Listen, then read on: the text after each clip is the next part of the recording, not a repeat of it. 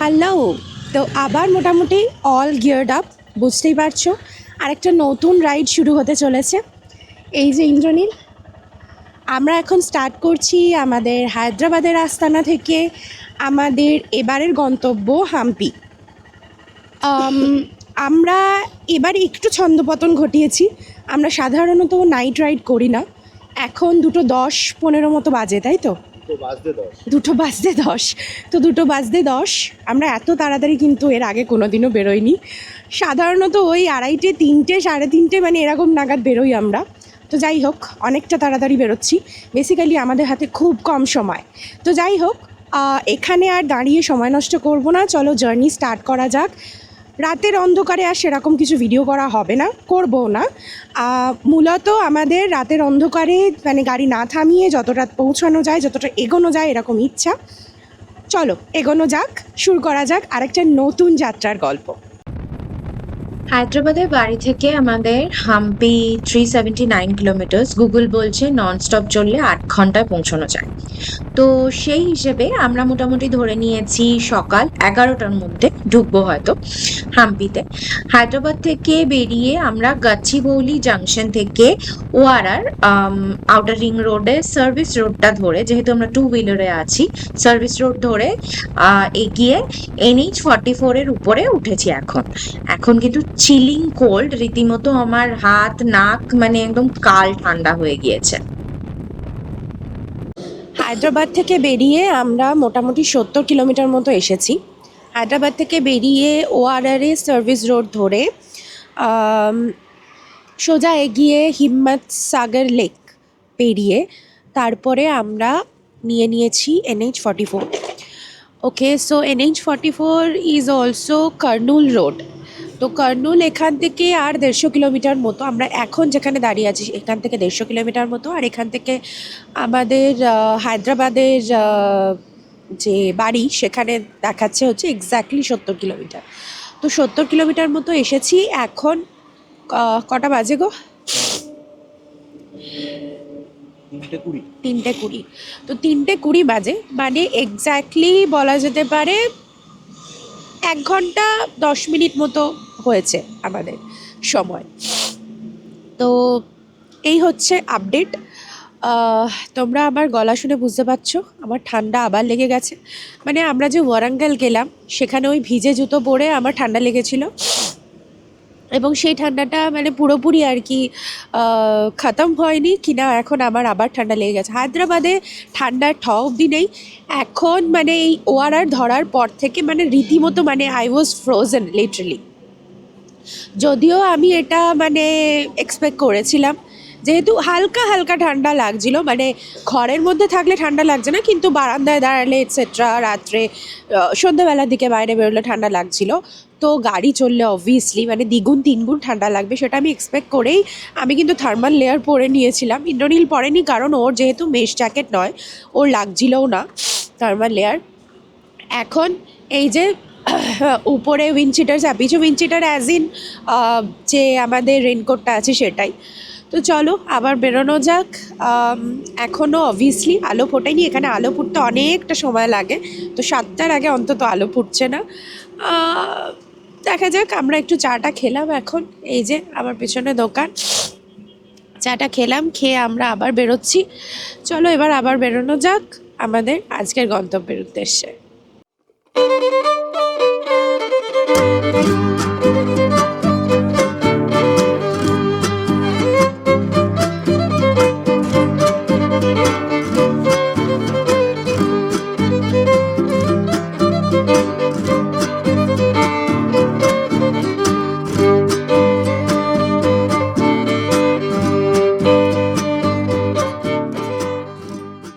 কৃষ্ণা নদী ক্রস করে আমরা তেলেঙ্গানা থেকে কর্ণাটকে ঢুকে গেছি বেশ কিছুক্ষণ। আমরা মোটামুটি 4.5 ঘন্টা ধরে 215 কিলোমিটার মতো রাস্তা এসেছি, বেশ ভালো এসেছি।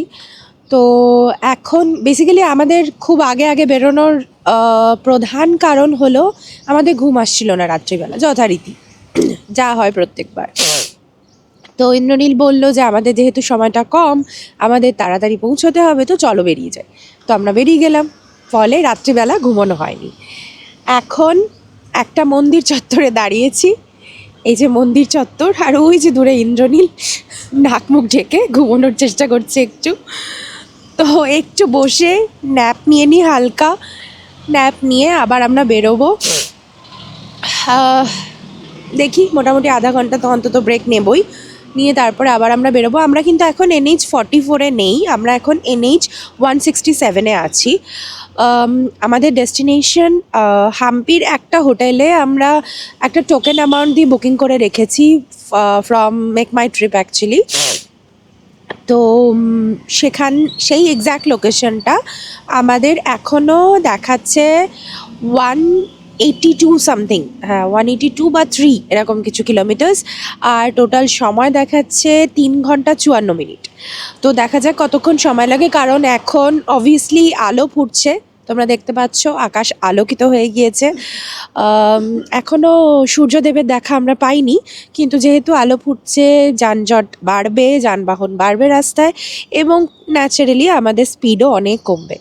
তো ইটিএ দেখাচ্ছে এখন 10:30। তো দেখা যাক কতক্ষণে পৌঁছোই, তার আগে একটু খানিকক্ষণ ন্যাপ নেওয়া প্রয়োজন।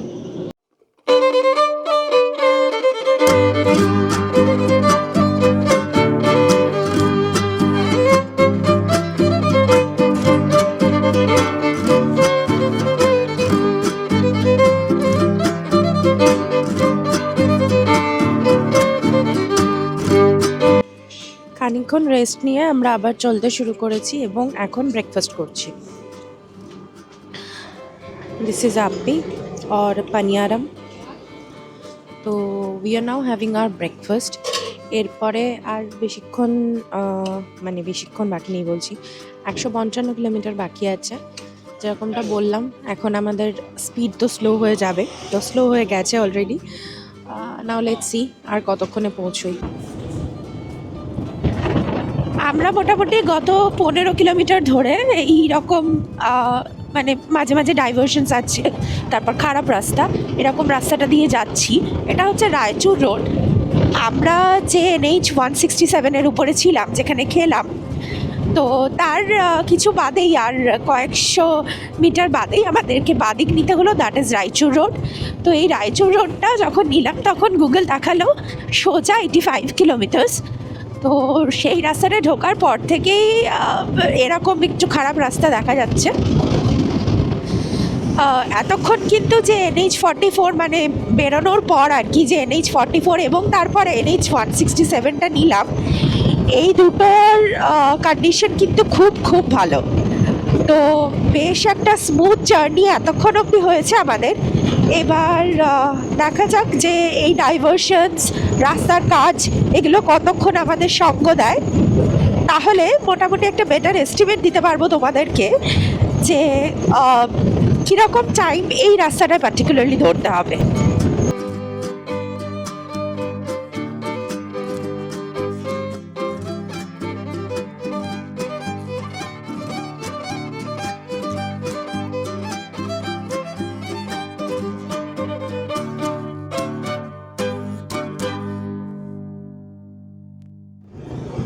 অবশেষে আমরা এসে পৌঁছেছি তুঙ্গভদ্রার তীরে। এই সেই তুঙ্গভদ্রা, যার তীরে এই সাম্রাজ্য, বিশাল সাম্রাজ্য দেখতে আমাদের এত দূর আসা।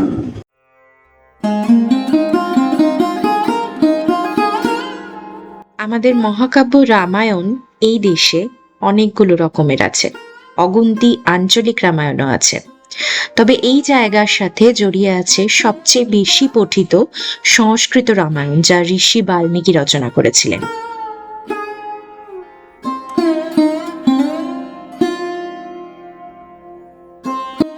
এই বাল্মীকি রামায়ণ মোট 7টি খণ্ডে বিভক্ত, যার মধ্যে কিষ্কিন্ধা কাণ্ড একটি।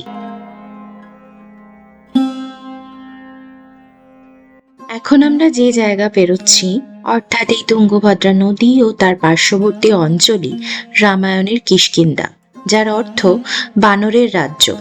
এখানে ত্রেতা যুগে ছিল দণ্ডকারণ্য, যেখানে রামায়ণ অনুযায়ী রামের সহায়তায় অশুভ শক্তির বিনাশ হয়ে শুভর স্থাপনা হয়েছিল।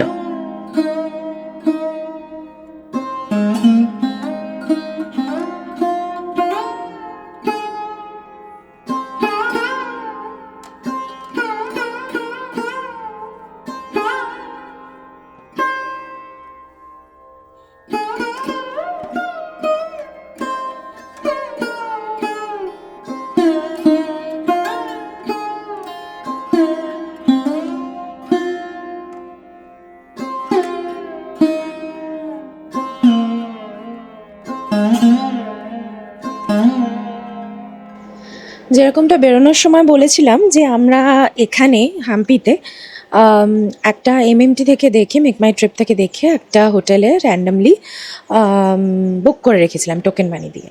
তো আমরা পৌঁছে গিয়েছি সেই হোটেলটায়। এই হোটেলটা বিরূপাক্ষ টেম্পলটা থেকে হাঁটা পথে। তো সেটা দেখেই মূলত আমরা বুক করেছিলাম। এটা হোটেল নয়, অ্যাকচুয়ালি হোমস্টে, দ্বারকা হোমস্টে। ওই নিচে একটু ছোট্ট একটা পার্কিংয়ের জায়গা আছে, বাইক পার্কিং করে দেওয়া যাবে। ওই যে ইন্দ্রনীল নিচে দেখাই, ওই যে বাইকটা পার্ক করছে। আর আমরা রুম পেয়েছি ফার্স্ট ফ্লোরে। এই দিকটা দিয়ে সিঁড়ি দিয়ে উঠে এসে এই সাইড দিয়ে গিয়ে একদম লাস্টের রুমটা। আমরা এসি রুম নিয়েছিলাম। তো this is the AC room. খুবই ছোট রুমটা, কিন্তু পরিষ্কার মোটামুটি। তো সেই জন্য আমাদের কোনো কমপ্লেন নেই। আর একটা রাত্রের জন্য তো ঠিকই আছে। ওয়াশরুমটা একবার দেখি। Washroom is also pretty fine, I can say. তো চলো, এই হচ্ছে রুম। রুমের ট্যারিফটা আমি এখনও জানি না, আমি ভিডিওর মধ্যে লিখে দেবো।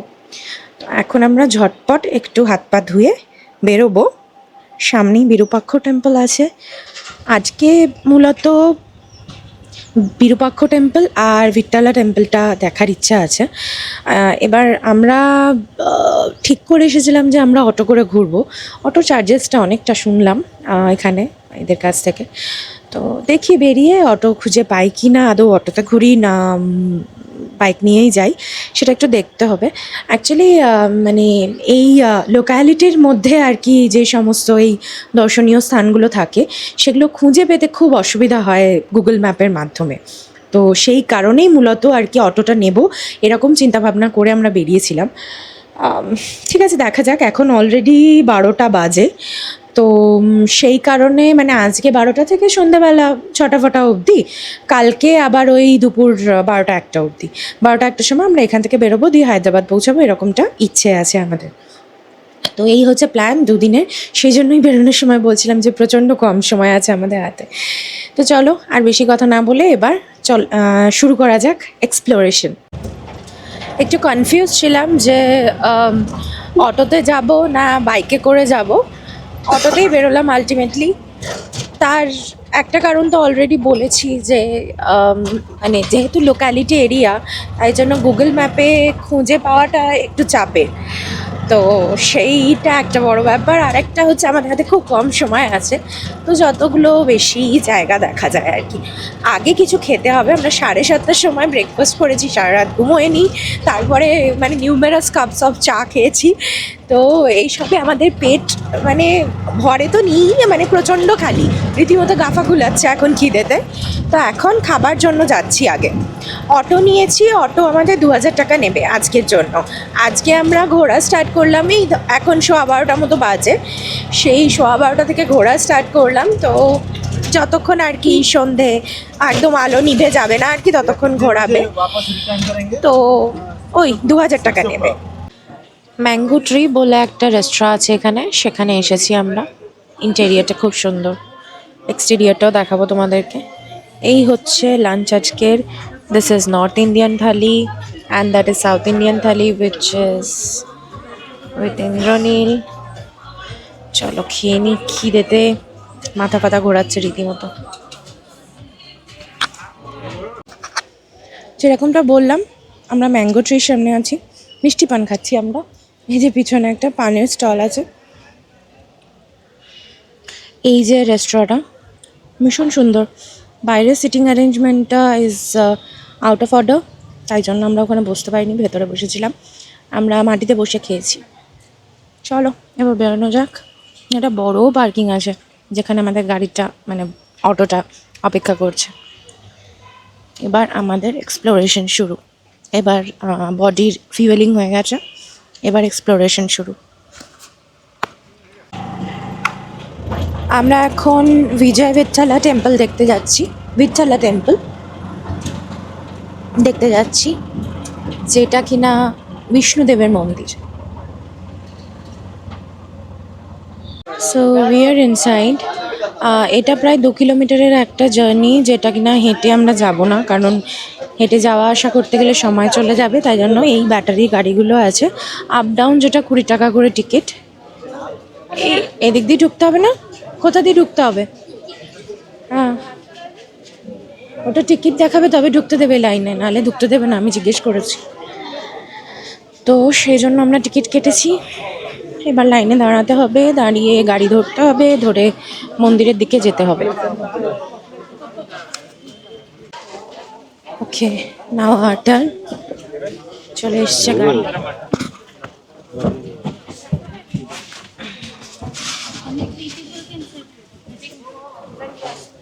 চলে এসছে ব্যাটারি চালিত গাড়ি। রাস্তাটা এনারা 2 কিলোমিটার বলছেন ঠিকই, কিন্তু আমার মনে হয় না এটা 2 কিলোমিটার হবে, বাট 1 কিলোমিটারের বেশি হবেই অবশ্য। আর রোদ্দুরটা কিন্তু ভালোই এখন, যদিও বা জানুয়ারি মাস, কিন্তু মানে রোদ্দুরের এতটুকু তেজের কোনো খামতি নেই, তাই হেঁটে যাওয়াটা একটু টায়ারিংও খানিকটা। তবে যে পরিমাণ লাইন দেখছি, ফেরার সময় আমাদেরকে খুব সম্ভবত হেঁটেই ফিরতে হবে, কারণ আহ, ওই লাইনে অপেক্ষা করতে গিয়ে আরো এক্সট্রা টাইম চলে যাবে। ব্যাটারি চালিত গাড়িতে চড়ে আমরা চলে এসেছি বিজয় ভিঠ্ঠালা টেম্পলের এন্ট্রান্স গেটের সামনে। এই মন্দিরটায় টোটাল 3টে এন্ট্রান্স আছে। আম, পড়েছি এটা যে আহ, মন্দিরে 3টে এন্ট্রান্স থাকার কারণ হচ্ছে যাতে একটা এন্ট্রান্স দিয়ে ঢুকে অন্য আরেকটা এন্ট্রান্স দিয়ে ভক্তরা বেরোতে পারেন, এবং ঈশ্বরের দিকে যাতে পিঠ করে না বেরোতে হয়। তো যাই হোক, এটা এখানে এটা বিষ্ণু মন্দির, এবং বিষ্ণুদেব এখানে ভিঠ্ঠালা রূপে পূজিত হন। এখানে আম, এই যে মন্দিরটা বিষ্ণুদেবের মন্দির, এটা কিন্তু one of the very few in India যেখানে কিনা শুধুমাত্র বিষ্ণুদেব পূজিত হন। যেরকম বদ্রীনাথের মন্দির আছে, পুরীর জগন্নাথের মন্দির আছে, সেই রকম এটিও একটি। এই যে আম, সামনে যে গেটটা দেখা যাচ্ছে, বড় একটা গেট, এটাকে তোরণ, বাংলায় আমরা তোরণ বলি, তো এরাও তোরণ বলে। আম, এই গেটের যে স্ট্রাকচারাল যে ডিজাইনটা, এই ডিজাইনটা মানে দাক্ষিণাত্যে যে কোনো মন্দিরে এইরকম। তার একটা মানে অনেকগুলো কারণ আছে, আর তার একটা সব থেকে বড় কারণ হচ্ছে to signify the greatness of God. মানে আমরা যখন ঈশ্বরকে ডাকি তখন আমরা আকাশের দিকে তাকিয়ে ডাকি, রাইট? তো সেইটাকে সিগনিফাই করে যে ঈশ্বরের অবস্থান উঁচুতে।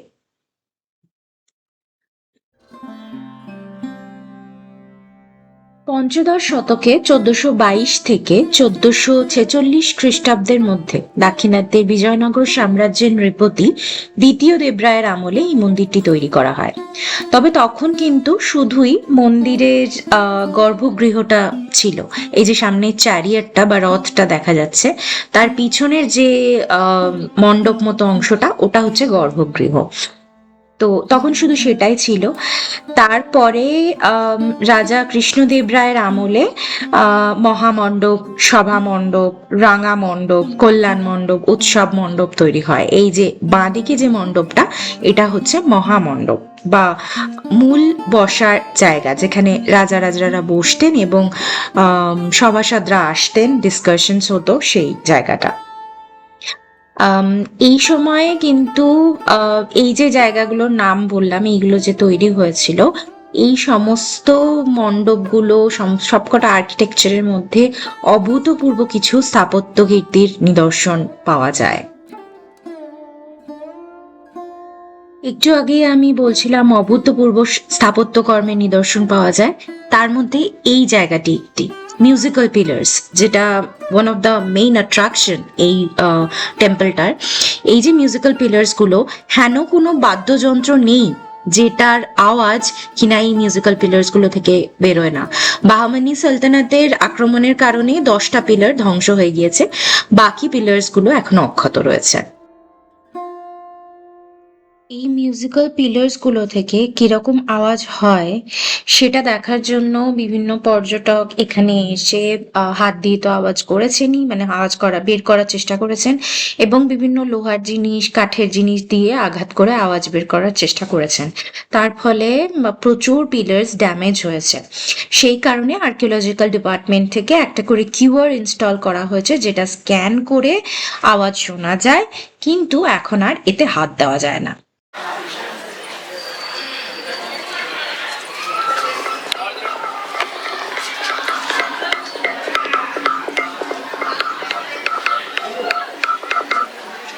আবার প্লে করো।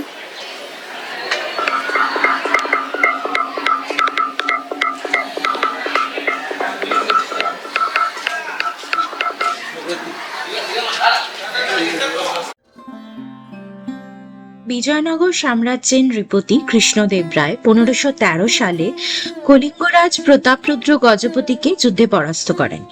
সেখানে কোণারকের সূর্য মন্দিরে এই একই রকম রথের আদলের স্থাপত্য কীর্তি দেখে মুগ্ধ হন ও বিজয়নগরে ফিরে সেই মতনই বানান এই রথটি, যেখানে রথের সারথি হিসেবে ছিল গরুড়ের একটা মূর্তি। এই মন্দিরটা যেহেতু বিষ্ণুদেবের উদ্দেশ্যে উৎসর্গীকৃত, তাই এখানেই গর্ভগৃহের সামনে ওই রথটা বসানোর সিদ্ধান্ত নেন। এই রথটি তৈরির যে প্রেক্ষাপট, এই প্রেক্ষাপটের উপরেই কিন্তু শরদিন্দু বন্দ্যোপাধ্যায়ের লেখা তুঙ্গভদ্রার তীরে বইটি। সম্রাট কৃষ্ণচন্দ্র দেব রায় এবং কলিঙ্গরাজ প্রতাপরুদ্রর কন্যা অন্নপূর্ণা দেবীর বিয়ের কাহিনীর এক অসাধারণ বর্ণনা পাওয়া যায় সেখানে।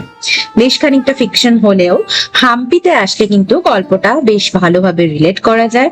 আর আরো ভালোভাবে রিলেট করতে আমরা অবশ্যই এই মন্দিরের পিছনের দিকে তুঙ্গভদ্রার তীরে অবশ্যই যাব।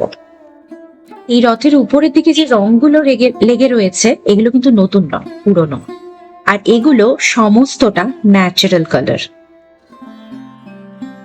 আমাদের দেশের কম বেশি সবকটি ঐতিহাসিক স্থানের মতন এই মন্দিরেও দেওয়াল জুড়ে বিভিন্ন ধর্মীয় কাহিনী ও সমসাময়িক সমাজের চিত্র লক্ষ্য করা যায়।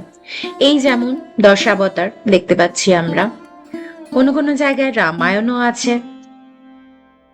আবার কোনো কোনো জায়গায় আমরা দেখতে পাই যে বিভিন্ন জীবিকা নির্বাহের উপায়, তখনকার দিনের বিভিন্ন জীবিকা নির্বাহের উপায় বিভিন্নভাবে, বিভিন্ন মূর্তির আকারে, বিভিন্ন ছবির আকারে, বিভিন্নভাবে প্রকাশ করা রয়েছে।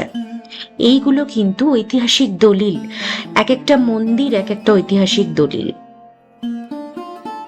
এই যে সামনে মন্দিরের একটা ক্ষুদ্র সংস্করণ দেখা যাচ্ছে, এরকম প্রতিটা মণ্ডপে আছে। এটি আসলে এই আর্কিটেকচারের প্ল্যান, যেটা কারিগররা আগে বানাতেন মূল মণ্ডপ বানানোর আগে। অভূতপূর্ব না?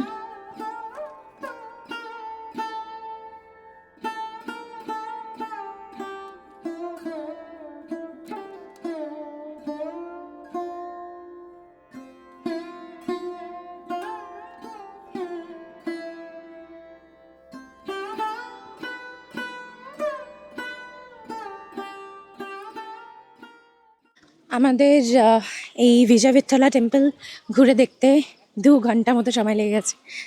তো খুব স্বাভাবিকভাবে মানে একটা এরকম এত সুন্দর, এত কালচারালি রিচ, এত হিস্টোরিক্যালি রিচ একটা জায়গা যদি জেনে বুঝে সুন্দরভাবে দেখতে হয়, তাহলে এতটা সময় লাগারই কথা। তো আমরা এখন তুঙ্গভদ্রার দিকে যাচ্ছি। এখান থেকে নাকি 100-150 মিটারই তুঙ্গভদ্রা নদীর পাড়ে যাওয়া যায়। তো আমরা সেখানে যাচ্ছি। তুঙ্গভদ্রার তীরে দাঁড়িয়ে রয়েছি আমরা। নিচে আর যাবো না, শরীরের শক্তি ক্রমশ ফুরোচ্ছে। এক রাত না ঘুমিয়ে কতক্ষণ আমরা ট্রাভেল করেছি? 10 ঘন্টা। পুরো 10 ঘন্টা, 10 ঘন্টা একটু বেশি লেগেছে মনে হয়। যাই হোক, 10 ঘন্টা ট্রাভেল করে তারপরে আবার 2 ঘন্টা ধরে হেঁটে এখন শরীরে শক্তি ফুরোচ্ছে। তাই দিনের যেটুকু অংশ বাকি আছে, বাকি কয়েকটা জিনিস আরও দেখতে চাই আমরা।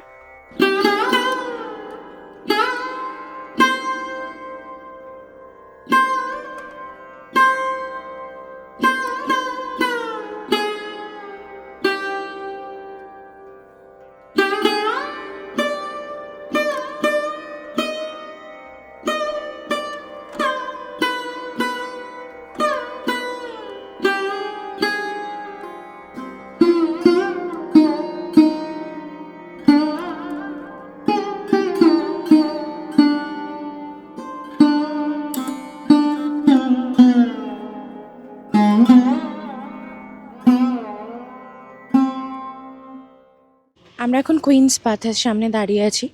তো এটা সম্বন্ধে খুব একটা বেশি ইনফরমেশন পাওয়া যায় না। এটা একটা ইন্দো ইসলামিক আর্কিটেকচার, যেটা ওই তুর্কি হামাম টাইপের শেপ আর কি বলা যেতে পারে। চলো ভেতরে ঢোকা যাক।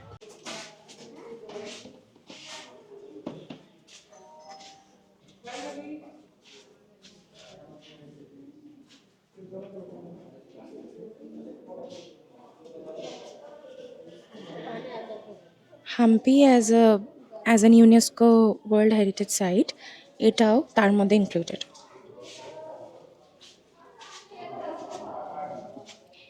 এটাও ধারণা করা হয় যে ওই পঞ্চদশ শতকের দিকেই হয়তো এটা পাওয়া গিয়েছিল। বেসিক্যালি খুব সম্ভবত এটা মানে বিজয়নগর সাম্রাজ্যের উপর যে দাক্ষিণাত্যের যে প্রভাব সালতানাতের, সেই প্রভাবটা অ্যাকচুয়ালি সিগনিফিক্যান্ট, আরও বেশি করে সিগনিফিক্যান্ট করে এই পার্টিকুলার স্ট্রাকচারটা। কুইন্স বাথ থেকে বেরিয়ে আমরা চলে এসেছি হাজারা রামচন্দ্র টেম্পল, হাজার রামচন্দ্র টেম্পল। সেখানে এই যে আমার পিছনে স্ট্রাকচারটা, actually this was built by Devaraya two of Vijayanagara empire. তিনি এটাকে একটা প্রাইভেট মন্দির হিসেবে তৈরি করেছিলেন রয়্যাল ফ্যামিলির জন্য। And the whole Ramayana is depicted in the walls of this particular structure. This is beautiful. Let's go inside.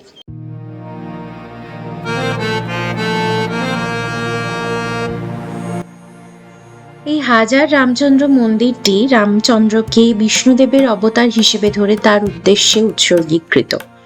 যেমন একটু আগেও বললাম, এটি রাজ পরিবারের নিজস্ব মন্দির ছিল। এটি দেখে অতি সাধারণ মনে হলেও এটির মনোলিথিক আর্কিটেকচারাল স্টাইল একে কিন্তু অনন্য করে তোলে।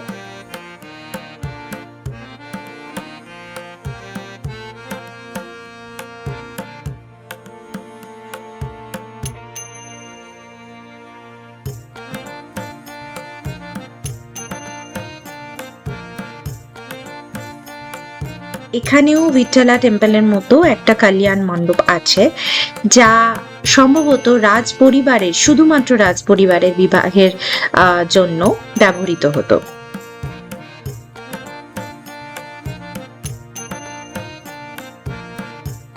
নামটা হাজার রামচন্দ্র টেম্পল হলেও এখানে অবশ্যই সম্পূর্ণ রামের জন্ম থেকে পুরো রামায়ণ সমস্ত কিছু, মানে সীতাহরণ, কিষ্কিন্ধাকাণ্ড,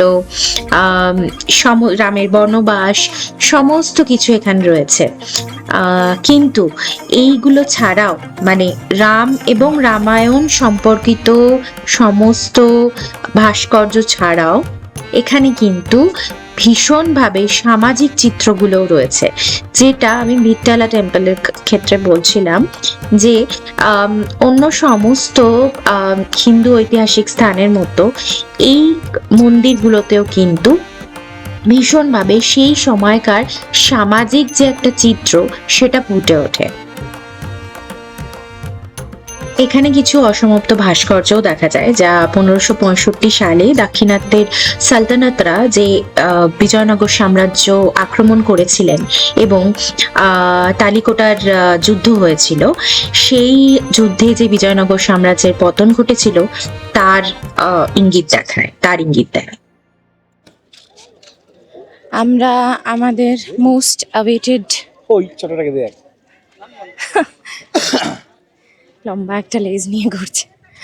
আমরা আমাদের মোস্ট অ্যাওয়েটেড জায়গায় চলে এসেছি, সেটা হচ্ছে বিরূপাক্ষ মন্দির। এটি শিবের মন্দির। বিরূপাক্ষ শিব ঠাকুরের অপর নাম। তাকে বিরূপাক্ষ কেন বলা হয়? বিরূপ অর্থাৎ ভিন্ন রূপ যাহার, বিরূপ অক্ষ অর্থাৎ আঁখি। শিব ঠাকুরের ত্রিনয়ন, যা কিনা সৃষ্টির সূচনা এবং বিনাশ উভয়েই সক্ষম। এই রূপ অভূতপূর্ব নয়নের অধিকারী যিনি, তাকে বিরূপাক্ষ বলা হয়। তাই শিব ঠাকুরের নাম বিরূপাক্ষ।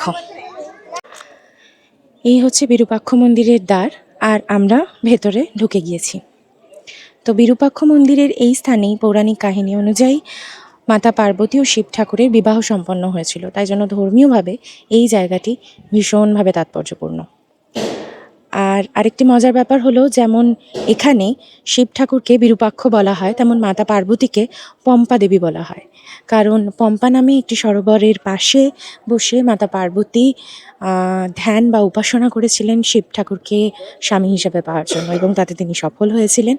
তাই জন্য এই বিরূপাক্ষ মন্দিরকে কিন্তু পম্পাপতি মন্দিরও বলা হয়।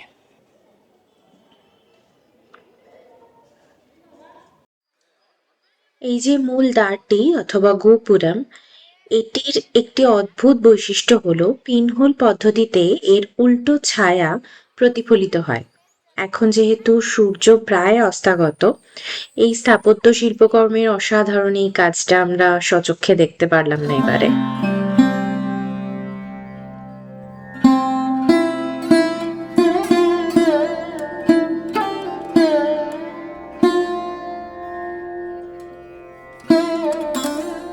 এই বিরূপাক্ষ মন্দিরটি কিন্তু বিজয়নগর সাম্রাজ্যের আমলে তৈরি নয়, এটি প্রায় সপ্তম শতাব্দীতে তৈরি, অথবা তারও আগে হয়তো।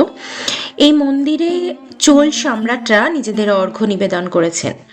তবে যে দ্বার দিয়ে আমরা ঢুকলাম, সেই দ্বারটি বিজয়নগর সাম্রাজ্যের রাজা কৃষ্ণদেব রায়ের আমলে তৈরি। এই স্ট্রাকচারগুলো ভালো করে দেখলেই বোঝা যায় যে এগুলো অনেকটা পুরনো, যে দ্বার দিয়ে আমরা ঢুকলাম সেই দ্বারটার থেকে। এবং নতুন ও পুরনো স্ট্রাকচারের যে সংমিশ্রণ রয়েছে এখানে অ্যাকচুয়ালি, সেটাও ভীষণভাবে প্রকট। এটা বিরূপাক্ষ দেবের মন্দিরের গর্ভগৃহের রাস্তা। এখানে ভিডিও করা বারণ, আমি ভিডিও করব না। এখানে একটা ধন্বন্তরীর মূর্তি রয়েছে, ধন্বন্তরীও এখানে পূজিত হন। আর এইদিকে যেরকমটা বলছিলাম, এখানে যেরকম শিব ঠাকুরকে বিরূপাক্ষ বলা হয়, মাতা পার্বতীকে পম্পা দেবী বলা হয়। তো এটা পার্বতী মন্দির। ভেতরে ভিডিও করা যাবে না। দাক্ষিণাত্যের সালতানাতের হামলায় অদ্ভুতভাবে এই মন্দিরটা কিন্তু খুব কম ক্ষতিগ্রস্ত হয়েছিল। এই যে সামনে নন্দীর উপরে স্বয়ং কিষ্কিন্ধার আদি বাসিন্দা হনুমান বিরাজমান, এখানে কিন্তু ভদ্রকালী দেবীর একটা মন্দিরও আছে, ওখানে আর আমাদের ভিডিওটা করা হয়নি।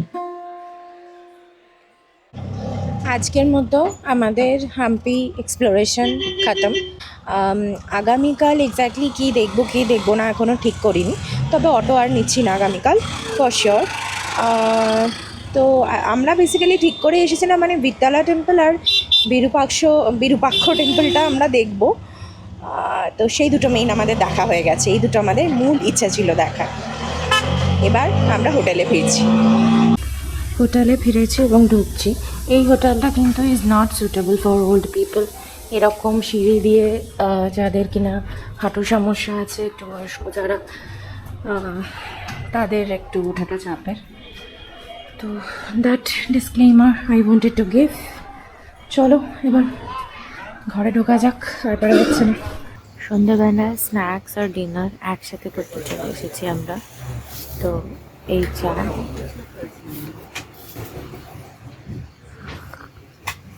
খুবই ভালো খেতে চাটা। আর হচ্ছে পনিরের একটা আইটেম নিয়েছি, this is paneer survey, this is amazing. এর উপরে বাদাম দিয়েছে, তারপর তিল তিল দিয়েছে ক্রাশ করে, বাদাম দিয়েছে, ভীষণ ভালো খেতে, ভীষণ। ডিনারের জন্য আমরা অর্ডার করেছি পনির বাটার মশলা, কাজু capsicum fried rice, honey chilli potato আর তন্দুরি রুটি ছিল, যেটা খাওয়া হয়ে গেছে।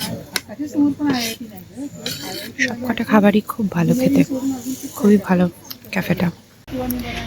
And here's our dessert. This is Hello to the Queen. Basically biscuit দিয়ে একটা বেস বানানো, তার উপর আইসক্রিম, মানে চিজ কেক টাইপের একটা বেস বানানো, তারপর আইসক্রিম দেওয়া। বানানা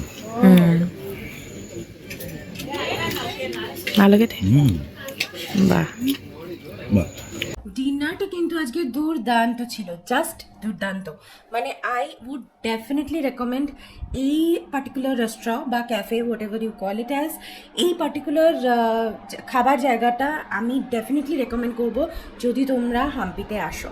হোটেলের রুমে চলে এসেছি। আজকের দিনটা এন্ড হচ্ছে এইভাবেই। কালকে সকাল এক্স্যাক্টলি কী করব, কীভাবে কী প্ল্যান করব, কোনো কিছুই এখনও ঠিক করে ওঠা হয়নি। তো দেখা যাক, সকালে আগে ঘুম থেকে উঠি, কখন উঠছি তার উপর ডিপেন্ড করছে যে এক্স্যাক্টলি কী করব, কোথায় যাব কালকে। হায়দ্রাবাদের ট্রাফিক মানে খুব খারাপ কনজেশনটা অ্যাভয়েড করার জন্য আমরা চেষ্টা করি রাত্রির দিকে হায়দ্রাবাদ ঢোকার। তো সেটা যদি হয় তাহলে আমাদের এখান থেকে মোটামুটি 2টো নাগাদ বেরোলে সুবিধা হয়। তো 2টো অবধি কী করবো, কারণ এখানে 9টার সময় চেক আউট। তো 9টার সময় চেক আউট তো করবো, তারপর লাগেজপত্র নিয়ে মানে মোটামুটি একটু মানে কম হ্যাপায় আর কি ঘোরা যায়, যে জায়গাগুলো দেখতে হবে, অনেক মগজ খাটাতে হবে, যেটা এখন একদমই আর শরীরে এনার্জি নেই। So good night for today, and let's meet tomorrow morning.